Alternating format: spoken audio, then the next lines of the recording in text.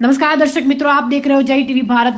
दीवान बल्लू भाई alumni association Paldi की पहल पर 11 जनवरी 2025 को दीनदयाल उपाध्याय सभागृह अहमदाबाद में सदीना सितारा का कार्यक्रम का भव्य आयोजन किया गया है।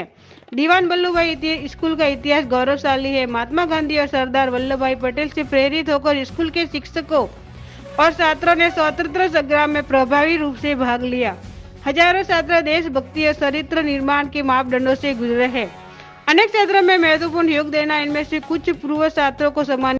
દીવાન બલ્લુભાઈ ભૂતપૂર્વ વિદ્યાર્થીઓનું એક એસોસિએશન ચાલે છે, જેના અમારા એસોસિએશનનો ફાઉન્ડર એવા અમારા પ્રિન્સિપલ સાહેબ બીજી પટેલ સાહેબ મારી બાજુમાં બેઠા છે। એ એસોસિએશનના પ્રમુખ જયશ્રીબેન અમારી બાજુમાં બેઠા છે। એના મંત્રી નીરવભાઈ મારી બાજુમાં બેઠા છે। ભૂતપૂર્વ પ્રમુખ સુનિલભાઈ અને સહમંત્રી અમારી બાજુમાં બેઠા છે।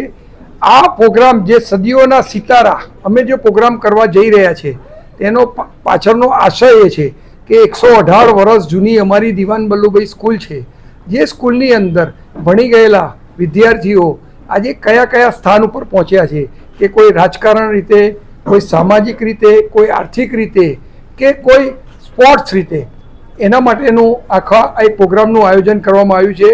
આ પ્રોગ્રામની અંદર ઓછામાં ઓછી 50 થી 60 એન્ટ્રીઓ આવી હતી કે જેઓ સન્માનને પાત્ર હોય। તો કુમારપાળ દેસાઈ જેઓ પદ્મશ્રી મેળવેલા છે, એ અમારી સ્કૂલમાંથી ભણી ગયેલા હતા। એમને અમે એન્ટ્રી મોકલી આપી અને એવોર્ડ કમિટીના અમારા ચેરમેન હતા, જેઓએ પ્રસ્થાપિત કરીને 23 વ્યક્તિઓનું એમણે નામનું નક્કી કર્યું અને એ 23 વ્યક્તિઓને અમે સ્કૂલનો એક આખો આદર્શ પ્રોગ્રામ મ્યુઝિકલ પ્રોગ્રામ સાથે કરવા જઈ રહ્યા છીએ। એમાં અમે એમનું સન્માન કરવાના છીએ। મહેતા છે, હું એક્સપોર્ટ ઇમ્પોર્ટના બિઝનેસ સાથે જોડાયેલી છું અને સોશિયલ ઘણા બધા કામો કરું છું।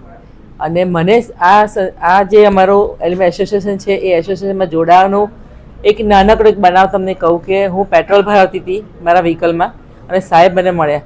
મેં કીધું શું કરે છે આજે? તો મેં કીધું બસ સાહેબ આવું નાના મોટા અમારા કામ છે, એમાં હું મારી રીતે જોડાઈ રહી છું। તો કે ના, તમારા જેવા હોશિયાર વિદ્યાર્થીની મારે જરૂર છે। તો અમે બસ એ જ વાત પરથી જોડાયા અને આ એ 2010ની વાત અને આજે 15 વર્ષ પણ અમે જોડાયેલા છીએ। અને અમારો મૂળભૂત હેતુ એવો છે કે આ એસોસિએશન દ્વારા અમે ભલે આજે 1500 2000 ફેસબુક પર લગભગ 9000 આટલા વિદ્યાર્થીઓ સુધી પહોંચ્યા છે, પણ હજી બહુ મોટા વિશાળ ફલક સુધી જવું છે। એટલે આ વર્ષે અમે બધું જ ટેકનિકલી જેટલું અમારાથી અવેર થવાય અને જેટલું જોડાય એટલો પ્રયત્ન કરે છે। વોટ્સએપ છે, યુટ્યુબ છે, ફેસબુક છે અને આ તમને વેબસાઇટની વાત કરી તે છે।